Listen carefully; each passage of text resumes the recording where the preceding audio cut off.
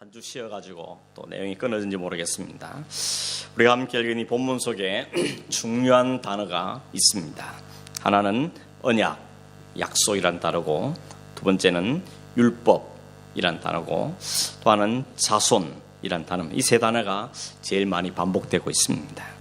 언약이라는 것은, 약속이라는 것은 하나님께서 아브라함에게 주신 것을 이야기하고 있고, 율법은 모세에게 주신 것을 이야기하고, 여기 말한 자손은 그리스도를 가리키는 것입니다. 하나님께서 아브라함에게 언약을 주셨죠. 약속을 주셨습니다. 그리고 430년이 지나고 나서 모세에게 율법을 주셨습니다. 모세가 모세 오경을 비롯한 율법을 받았고 기록한 것이 BC 1500년 정도로 봅니다. BC 1500년. 그리고 그 1500년이 지난 다음에 예수님이 오신 것이죠.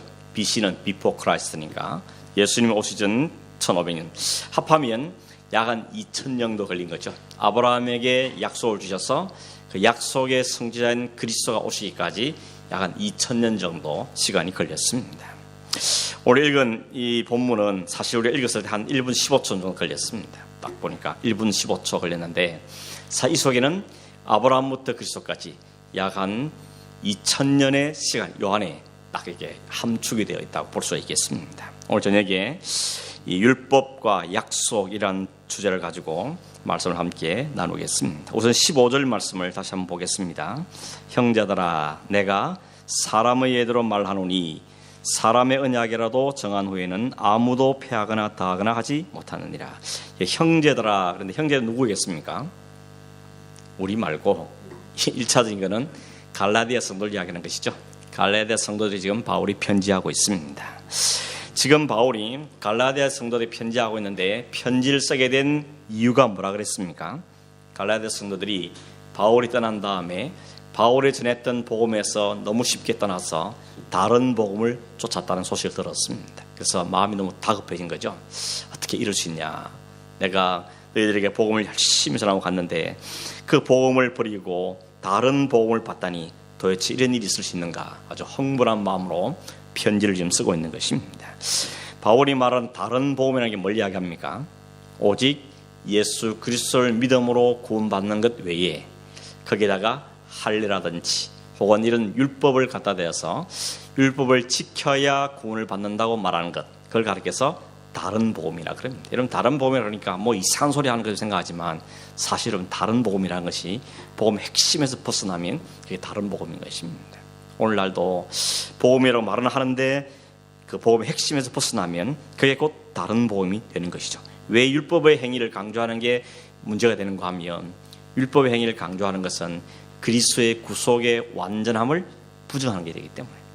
예수 믿는 거 좋아, 예수의 은혜를 붙잡는 거 좋아, 그렇지만 율법도 지켜야 돼, 이렇게 말하는 것은, 그 말은 예수 그리스도의 십자가의 복음을 변질하게 만드는, 불완전하게 만드는 잘못을 범하게 되는 것이죠. 더군다나 율법의 행위로는 아무도 구원받을 수 없는데 자꾸 율법을 이야기하니까 그게 얼마나 잘못된 것인지를 이야기하고 있습니다. 바울은 그렇게 다른 복음을 전하는 사람이 있으면 그 사람이 우리라도 아니면 하늘에서 온 천사라도 저주를 받아야 된다라고 좀 무섭게 이야기하고 있습니다. 이런 하나님의 복음을 잘못 전하고 다르게 전하면 저주를 받는다. 이게 무서운 하나님의 경고의 말씀입니다. 그래서 바울은 다시 한번 이 갈라디아 성도들에게 복음에 대해서 다시 한번 설명하기 시작하는 것입니다.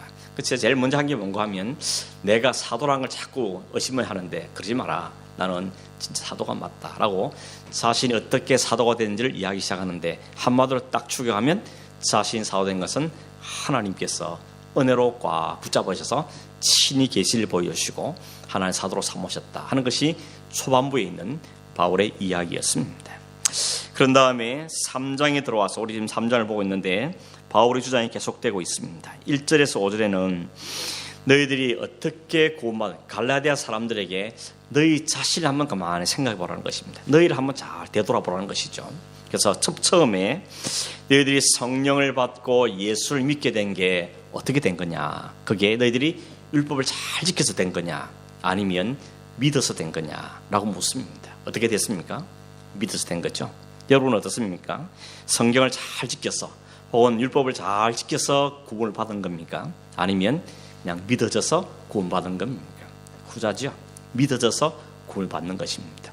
처음뿐만 아니고 지금도 성령께서 너희 안에 역사하셔서 능력으로 역사하고 계시는데 그게 너희들 율법을 잘 지키기 때문에 주는 거냐? 아니면 그 하나님을 믿기 때문이냐? 라고 또 묻습니다. 역시 후자죠. 성령께서 우리 가운데 역사하는 것도 우리가 뭘 잘해서가 아니라 하나님께 은혜를 베푸셔서 우리 가운데 역사하고 계신다는 것이죠.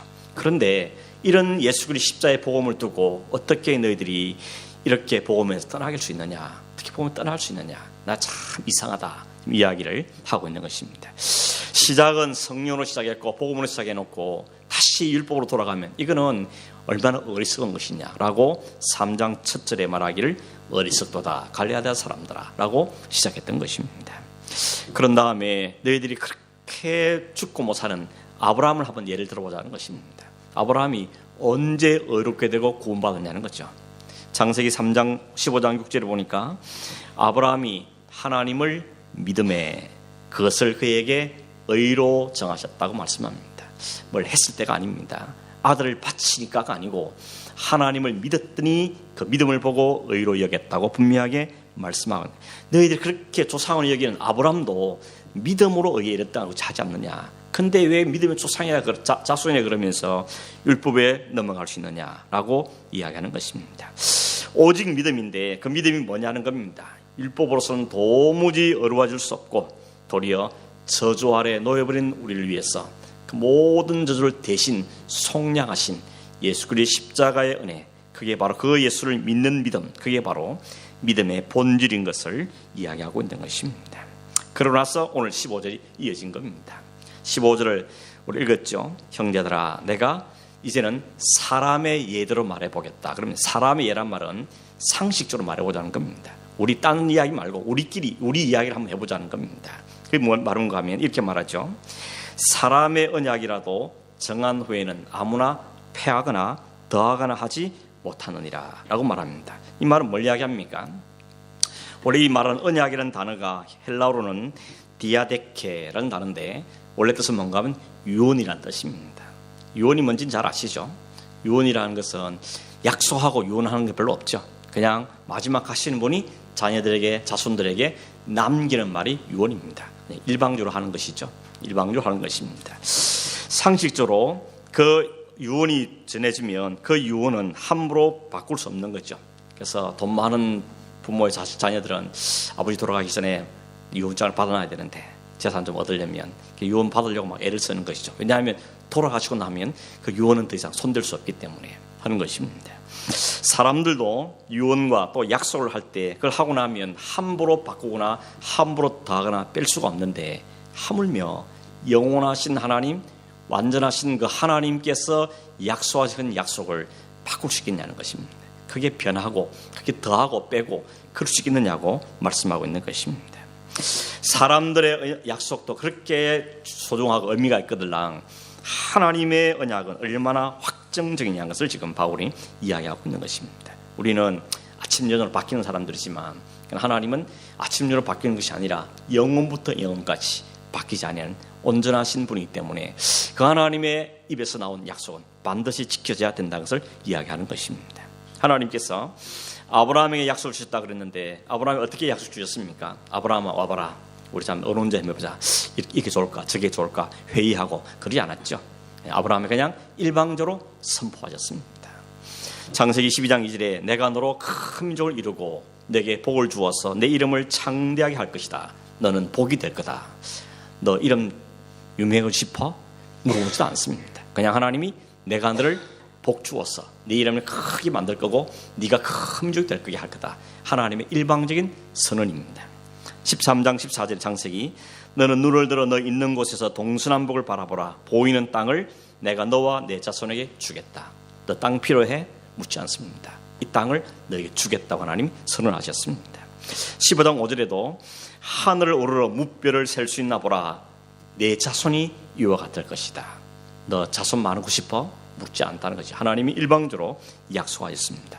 그러나 이 모든 약속 우리가 이미 창세기 우리 말씀 설교 통해서 말씀드렸지만 이 모든 언약은 하나로 축약되는 것이죠. 그게 뭐였습니까? 아브라함의 후손인 오실 그리스도, 그분을 통하여서 모든 민족이 복을 얻게 될 것이고 그들이 하늘의 땅을 차지하게 될 것이며 그의 이름이 하늘에 새겨질 것이고 그리스도로 주어질 복이 거기에 함축되어 있는 것이죠. 근데 땅 차지하고 그런 이야기 하는 것은 아니었던 것입니다. 아무튼 하나님께 언약을 할 때 아브라함에게 뭘 해야 될 것 조항을 요구한 적이 하나도 없습니다. 1번, 2번, 3번, 4번 한 적이 없습니다. 하나님 아무런 계약 조건도 없이 하나님이 일방적으로 그렇게 하시겠다고 약속하셨습니다. 그래놓고 그 언약은 또 얼마나 중요한 언약이었던지 하나님 아브라함과 함께 언약 체결하자 그러고는 어떻게 합니까? 짐승을 쪼개놓고 그 사이로 지나갔죠. 이 약속을 어기면 이 짐승이 쪼개진 것처럼 쪼개진다, 그런 표현을 하는 것인데 짐승을 쪼개놓고 하나님께서 아브라함과 함께 지나가지 않고 하나 혼자 지나가셨죠. 이 언약 너는 상관하지 마라, 내가 한다는 것입니다. 하나님이 일방적으로 정하셨고 하나님 일방적으로 선언하셨고 하나님 이를 친히 지키겠다고 하나님이 아브라함에게 선언한 겁니다. 그러니까 아브라함은 여기 아무도 개입된 게 없습니다. 그저 아브라함은 어떻게 했습니까? 그 하나님을 바라보고 하나님 음성을 듣고 그 약속을 자신이 약속을 받고 믿었던 것, 그밖에 없죠. 그걸 믿었더니 하나님 그를 의라고 여겼다고 말씀하고 있는 것입니다. 뿐만 아니라 아브라함만이 아니고 앞으로 아브라함의 후손으로 올 모든 사람들, 그게 유대인뿐만 아니라 이방인들까지도, 모든 유대인이나 헬라이나 모든 사람들도 하나님을 믿는 은혜롭게 어렵게 되는 모든 것이 하나님께 정해주신 구원의 방법이라는 것을 말씀해 주는 것입니다. 이 하나님 약속에는 율법이 끼어들 틈이 없습니다. 율법은 잠시 이스라엘 역속에 있다가 역할을 감당하고 만 것이죠. 그래서 예나 지금이나 아담이 타락한 이후부터 주님이 다시 오시는 날까지 사람이 구원을 얻게 되는 길은 딱 하나밖에 없습니다. 하나님이 약속하신 대로 약속의 자손 그리스도가 오심으로 그 그리스도를 통하여서 믿음으로 구원받게 되는 것, 그 외에는 다른 길이 없습니다. 그런데 여기다가 다른 거 붙이면 그게 다른 복음입니다. 그게 가짜 복음이라는 것입니다. 사람들 마음을 즐겁게 하고 사람들 용기를 주고 그렇게 하는 게 좋은 복음이 아니고 그리스도 외에는 아무것도 거기에 틈탈 일이 없다는 걸 분명하게 말씀하고 있는 것입니다. 그렇게 한 다음에 17절 이어지죠. 17절 이렇게 되어 있어요. 17, 18절 한번 보십시오. 내가 이것을 말하노니 하나님께서 미리 정하신 언약을 430년 후에 생긴 율법이 폐기하지 못하고 그 약속을 헛되게 하지 못하리라. 만일 그 유업이 율법에서 난 것이면 약속에서 난 것이 아니리라. 그러나 하나님의 약속으로 말미암아 아브라함에게 주신 것이라. 약속과 율법의 단어가 계속 사용되죠. 약속은 다른 말로 언약이죠. 이 아브라함이 주신 약속 어떻게 줬다고요? 일방적으로 하나님이 주신 것입니다. 그런데 율법 어떻게 주었습니까? 하나님이 모세를 통하여서 그에게 430년 후에 준 것이라고 말하고 있습니다. 하나님의 약속이 더 먼저냐 율법이 먼저냐? 하나님의 약속이 먼저라는 겁니다. 그리고 하나님의 약속은 하나님께서 일방적으로 맺을 뿐만 아니라 하나님이 친히 지키겠다고 맹세하신 것이기 때문에 이 약속은 어떤 것도 피할 수 없다고 분명하게 말씀하고 있습니다. 아브라함이 무슨 조건을 충족하기도 전에 하나님이 그를 딱 정하시고 부르시고 그에게 믿음을 어렵다 하시고 그에게 믿음의 주상의 유업을 선물로 약속해 주신 겁니다. 그러니까 이 모든 것이 은혜였고 약속으로 말미암았다는 사실을 이야기하고 있는 것입니다. 다시 16절로 돌아가서 이 약속들은 아브라함과 그 자손에게 말씀하신 것인데 여럿을 가리켜 사람들을 하지 아니하시고 한 사람을 가리켜 내 자손이라 하셨으니 곧 그리스도라라고 말합니다. 여러분 성경에 자손에 대해 숫자 4 써 있습니까? 좋은 성경 다 있는데 4 자손의 말 다 4라 써 있죠. 자손 말 대신 밑에 보면 풋노트를 달기를 말하는가 하면 헬라어로 씨 이렇게 돼 있죠. 그러니까 자손이란 말은 씨란 말과 같은 용어, 같은 말이라는 것을 이야기해 주는 겁니다. 그 씨를 이야기했는데 하나님께서 아브라함에게 자손에 대한 약속을 주시죠. 그 약속 주신 것이 약속을 주셨는데 그 씨가 여기 성경 단어는 복수로 쓰인 게 아니고 단수로 쓰인 거죠. 여럿을 말하는 게 아니고 한 사람을 말하는 거다. 지금 이야기하고 있는 것이죠. 그러니까 아브라함에게 네 많은 자손 줄 것이고 많은 후손을 이야기했는데 그 모든 후손의 마지막 종착지는 한 사람 그리스도를 이야기하는 것이죠. 하나님은 아브라함에게 복을 말하고 큰 민족 말하고 많이 했지만 하나님의 관심 어디에 있는 겁니까? 처음부터 그리스도에 있는 것입니다. 그리스도를 이끌어내시기 위해서 그리스도를 그들에게 약속하시기 위해서 아브라함의 그동안 많은 민족, 많은 일들을 말씀하고 있는 것입니다. 물론 하나님이 아브라함에게 말씀하실 때 이거 약속에는 두 가지가 있습니다. 하나는 땅에 대한 약속이었고 또 하나는 씨입니다. 땅이라는 것은 가나안 땅을 이야기한 거죠. 장차 누리게 될 가나안 땅, 그걸 이야기했습니다. 그 가나안 땅을 다 차지한 게 다윗 왕 시대인데 사실 다윗 왕 시대 땅을 차지하긴 했지만 그런데 그 땅이 영원히 산 건 아니죠. 얼마 후에 그들은 바벨론으로 포로 잡혀가는 것입니다. 그러니까 그 약속의 땅을 말했지만 그 땅이 이 지구상에 있는 그 땅, 가나안 땅을 말하는 건 아닙니다. 가나안 땅도 역시 하나의 상징인 거죠. 장차 영원히 있을 땅, 영원한 나라를 약속하기 위한 하나의 그림자로 보여준 건데 그 영원한 나라가 바로 하나님의 나라인 것이죠. 그 나라 어떻게 들어간다고요? 내 씨로 오실 그리스도를 통하여서 그 나라에 들어가게 유업을 내가 주는 것이다 라는 것이 아브라함이 준 약속의 내용인 것입니다. 결국은 뭡니까? 하나님께서 약속을 주신 아브라함이 준 그 약속은 결국은 그리스도를 말하는 것인데 사실은 그리스도 안에 모든 믿는 이가 다 들어있는 거죠. 흔히 우리 영어에 보면 패밀리 이런 단어를 쓰는데 패밀리 그러면 단어는 단순인지 몰라도 그 안에는 가족이 다 포함되어 있는 것이죠. 이걸 흔히 집합명사다 이렇게 표현하는데 공부할 때 생각나십니까? 집합명사, 패밀리. 우리가 처치, 교회 그러면 한 사람, 저가 교회입니까? 아니죠. 우리 모두가 교회인 것이죠. 처치라는 단어가 단수인지 모르지만 그 안에는 성도가 다 포함되어 것입니다.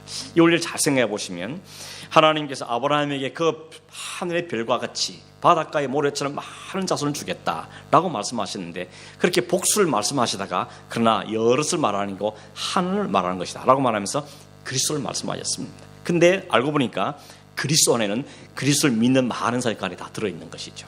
이게 참 비밀인 것이죠. 그러니까 그리스도 안에 그리스도를 믿고 그렇게 속한 자들이 그 안에 다 포함이 되어 있는 것이라고 볼 수가 있는 것이죠. 바울은 그리스도를 말하면서도 그 안에 포함되어 있는 하나님 백성들을 이야기하고 있습니다. 아무튼 하나님께 이렇게 아브라함에 약속을 주셨습니다. 그 약속은 그리스도에 있는 약속이고 그리스도 안에 모든 믿는 자 주시는 약속이고 모든 이들을 하나님 나라의 유업에 대한 약속이 그 안에 포함되어 있는 말씀입니다. 이 약속은 어떤 것도 피할 수 없다. 율법도 이 언약, 이 약속은 피할 수 없다라고 지금 이야기하고 있는 것입니다. 인간의 자격이나 조건으로 주는 것이 아니고 하나님께서 일방적으로 주시는 것이라고 이야기하는 겁니다. 그러면 우리는 이제 질문을 하는 것이죠. 그러면 율법은 왜 주셨냐? 율법은 왜 필요한 것인가?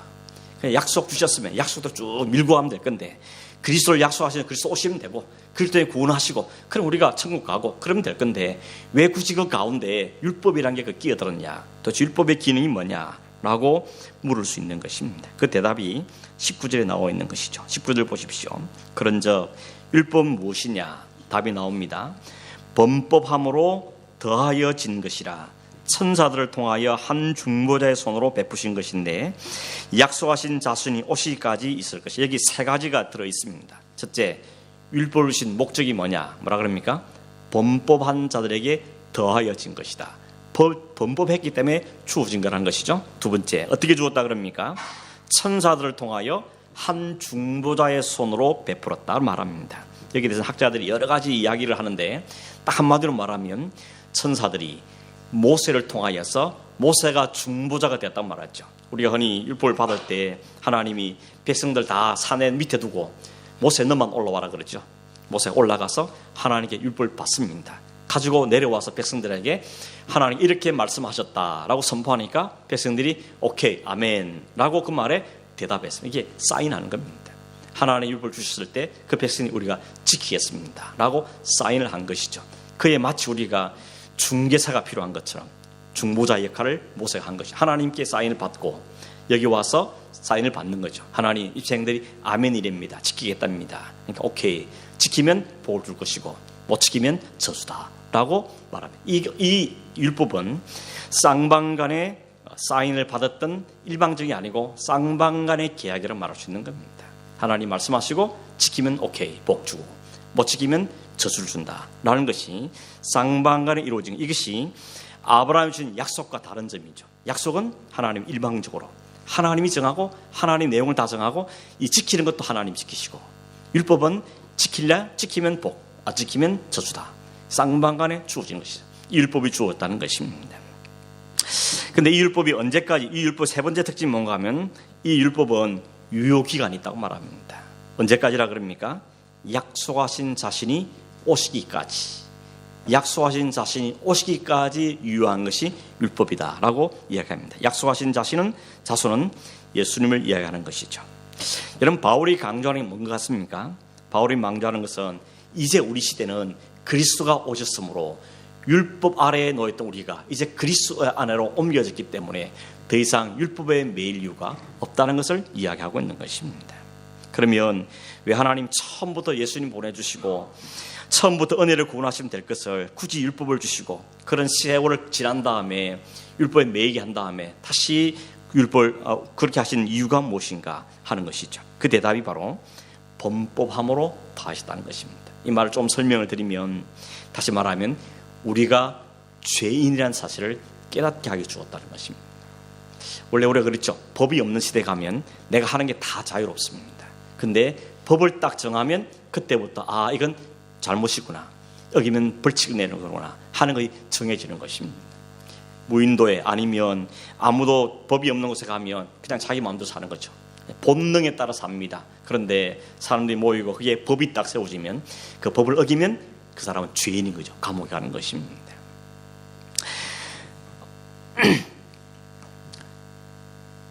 성경에 보니까 우리가 하나님의 법을 어기면서 죄를 짓고 살고 있는데도 불구하고 죄가 죄인 줄 모르고 살았다는 것입니다. 죄 가운데 살면서도 자신이 죄인이 아닌 것처럼 살았다는 것이죠. 그래서 너희가 죄인이다 하는 것을 깨닫고 알게 하시기 위해서 법을 주셨다는 겁니다. 율법은 처음부터 그걸 지키면 구원을 얻겠다는 목적으로 준 게 아니고 우리의 죄를 깨닫게 하는 목적으로 주었다는 것입니다. 법을 지켜서 구원 얻으라고 준 게 아니고 너희가 법을 지킬 수 없는 자임을 깨닫게 하는 목적으로 주신 게 율법이라는 것입니다. 우리 하나님의 법을 어기면서 죄를 짓고 살면서도 괜찮을 거라고 생각하는데 그게 아니라는 것입니다. 여러분, 처음부터 그걸 지켜서 구원 얻으라고 주신 게 아니라는 것이죠. 율법을 주시 이거 다 지키면 구원 얻겠다 말씀했는데 백성들이 아무도 못 지키니까 야, 이건 안 되는구나. 그러니까 믿기만 해. 그럼 내가 구원해 줄게 라고 뒤에 믿음이 약속이 온 게 아니라는 겁니다. 약속이 먼저 있었다는 것이죠.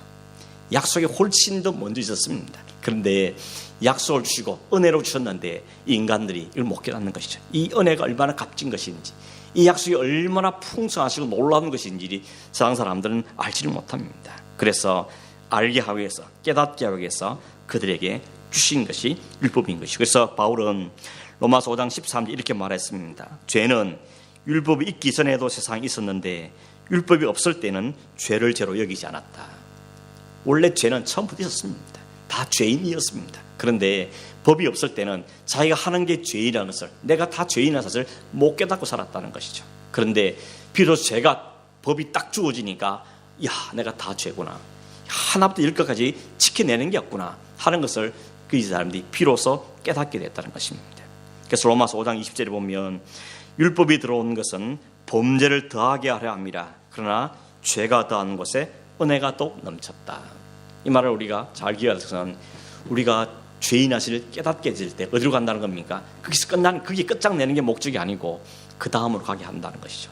은혜로 이끌기 위해서 죄를 우리에게 깨닫게 하신다는 겁니다. 유대인들은 이 말을 듣고 완전 기절초풍한 겁니다. 왜냐하면 우리가 모세의 율법을 받았고 우리 율법을 가진 사람들이고 할례도 행한 사람들이고 이 율법을 주신 이유는 우리가 죄를 더 이상 못 지게 만들고 또 죄에서 이스라엘 보호하기 위해 주은 것이 율법이라고 생각했는데 바울은 그렇게 말하는 것이 아니고 율법이 죄를 더 만들어낸다고 말하니까 그 목적으로 율법을 주셨다 그러니까 그 말에 도저히 이해할 수가 없었던 것입니다.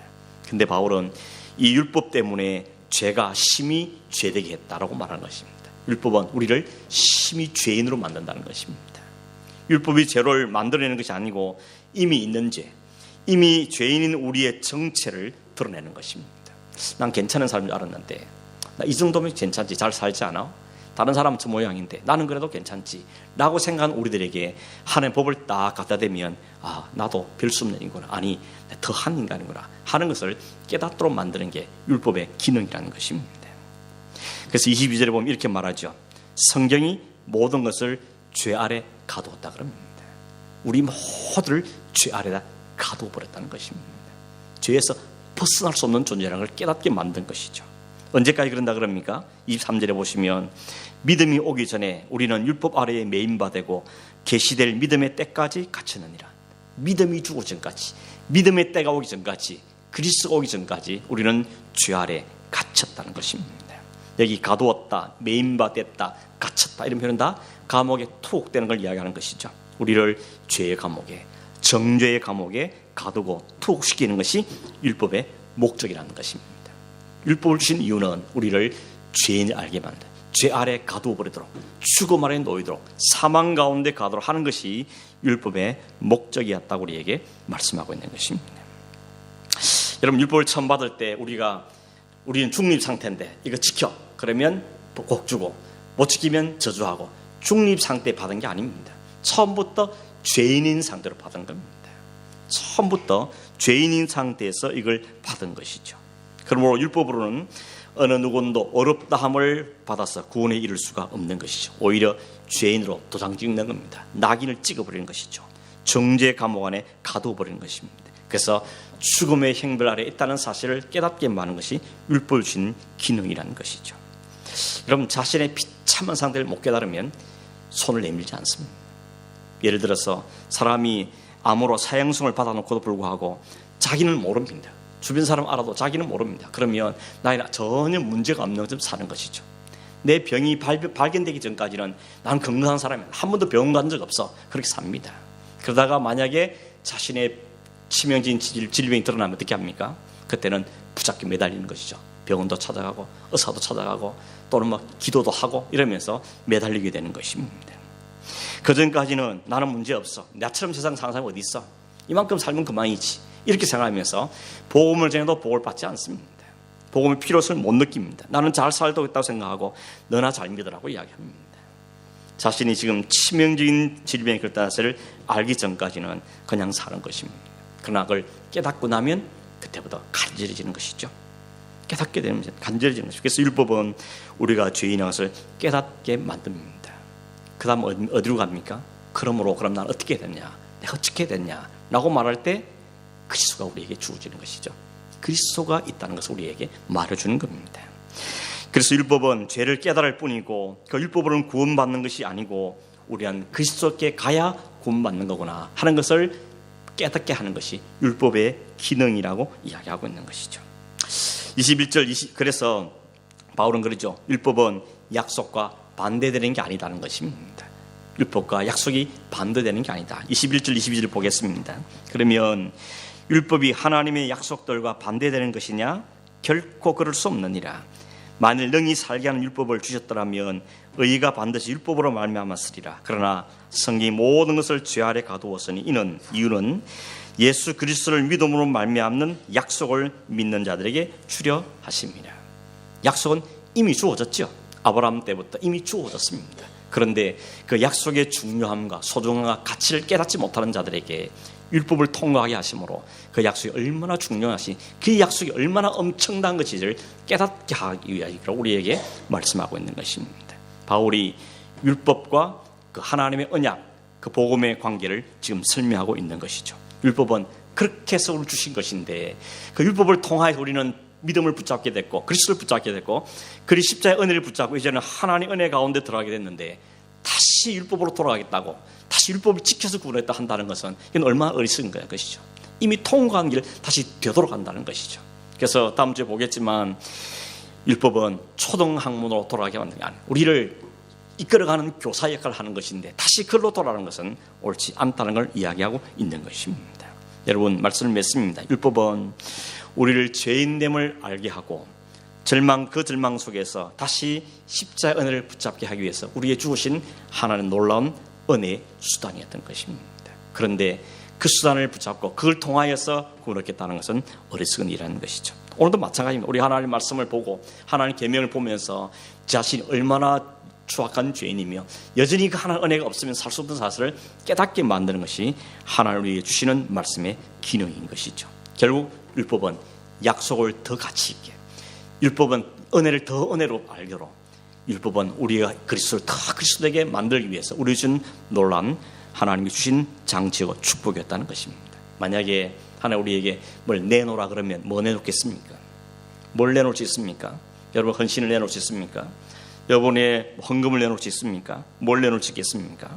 하나님 우리에게 그걸 요구하지 않고 그리스도를 믿느냐 이것만 요구하신다는 것이죠. 내가 너희를 위해서 내어놓은 너의 구원을 제공한 그리스도를 네가 믿느냐 하는 것만 우리에게 보신다는 겁니다. 이게 얼마나 놀라운 축복인지 모릅니다.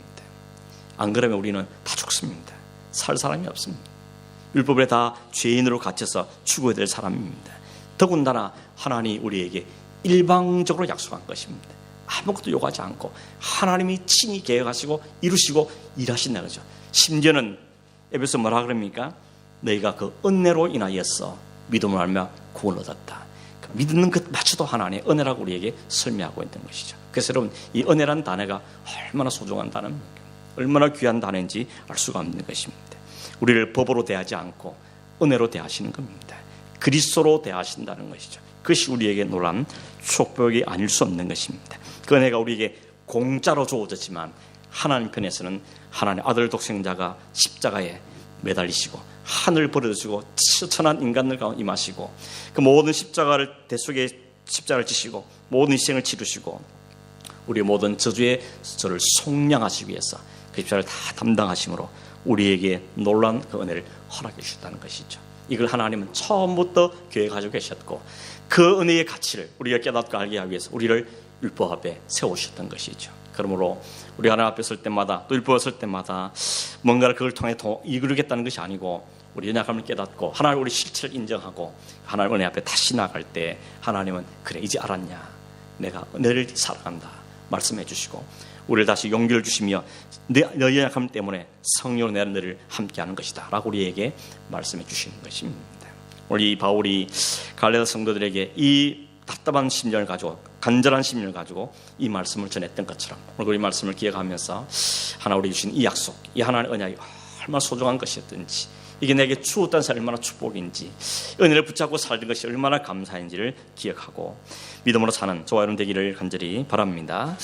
우리 한번 기도하겠습니다. 고마우신 하나님 아버지 하나님 은혜와 사랑이 아니면 죄 아래 갇히어서 영원히 죽을 수밖에 없는 존재들인데도 불구하고 우리를 가운데서 일방적인 하나님 은혜로 살려주시고 하나님 백성 삼아주시며 오늘도 우리 하나님 찬송하며 살게 하시는 것을 인하여 하나님께 감사함을 드립니다.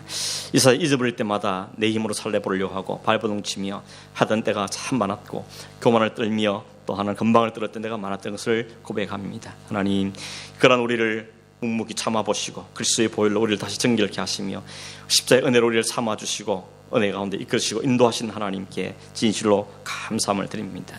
이 은혜를 기억하여서 늘 주님 앞에 믿음으로 살도록 도우시고 감사하며 살게 하시고 헌신하며 살도록 도우시고 우리 주신 생명 동안 주를 위해 믿음으로 살아가는 축복이 우리에 있도록 도와주시옵소서.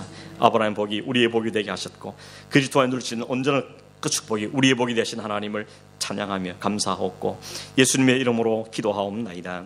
아멘.